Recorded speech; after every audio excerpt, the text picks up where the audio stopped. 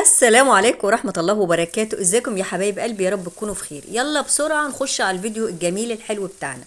النهاردة هنعمل أكلة عالمية، أكلة كل الناس بتحبها، الغني والفقير بيحبها، ونشكل ونعدل ونشيل ونحط زي ما احنا عايزين فيها. أكلة دي مرنة جدا، تشيلي ده وتحطي ده.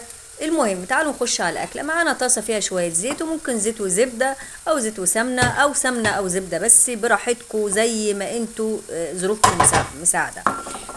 حطينا شويه ادي البصله حطيناها، والبصله دي مع شويه كام فص توم مهروسين.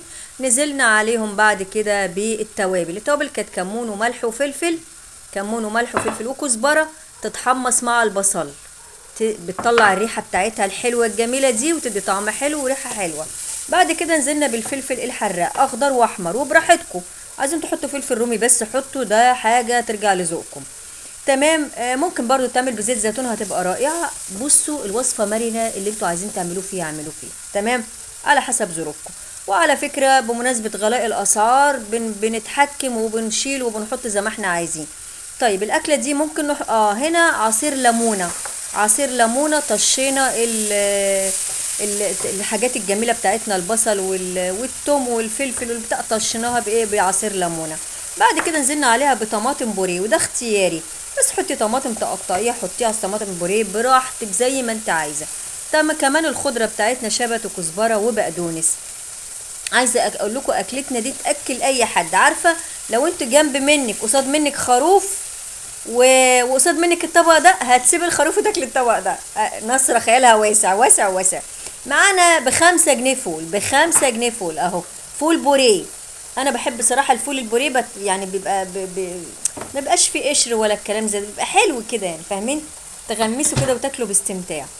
نزلت ب5 جنيه اللي هو الفول البوريه، وحطيته في الخلطة الجميلة بتاعتنا دي، وحطيت كمان شوية مية، وغطي الطاسة بتاعتنا الجميلة دي، ووطي النار تتسبك، تاخد وتدي بشكل ودي، وكمان شوية مية نزودها شوية مية تتسبك كده جميلة جميلة مع بعضيها، لطيفة لذيذة. ومعانا زي ما قلت لكم هنشوف الملح بتاعنا والفلفل والكمون، لو عايزين نزود هنزود براحتنا، وهنوطي النار وهنسيب الجمال ده كله يتسبك واحدة واحدة. بعد كده هنشيل الغطا ده، وهنا هحط مكعب من الزبدة وشوية بطاطس مشويين مكعبات صغيرة. عايزين تحطوا بيض تطقشوا بيضتين فيها، خير وبركة.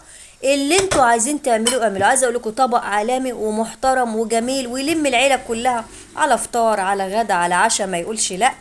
يا رب يكون الوصفه بتاعتي عجبتكم. لو عجبتكم الوصفه لايك وشير، ولو ما عجبتكوش الوصفه برضو اعملوا لايك وشير. يعني اروح فين يا اولاد؟ اروح فين يعني؟ اروح 6 اكتوبر يا ولاد؟ يرضيكوا كده؟ ينفع يا ولاد؟ لا يا حبايبي، لازم تشجعوني. انا ليا من غيرك وعيش لي من غيرك. حبايب نصر، كتاكيت نصر، فتافيت السكر انتوا. البطاطس دي مكعبات، عايزين تقلوها قلوها. انا كنت شويها في البتاع اللي هو بتاع الشوي ده، البتاع اللي من غير زيت ده، بندعي الزيت كده. عايزه اقول لكم كده لما البطاطس بتدوب كده، تحسي كده ان تاكلي حاجه جميله جميله جميله يعني.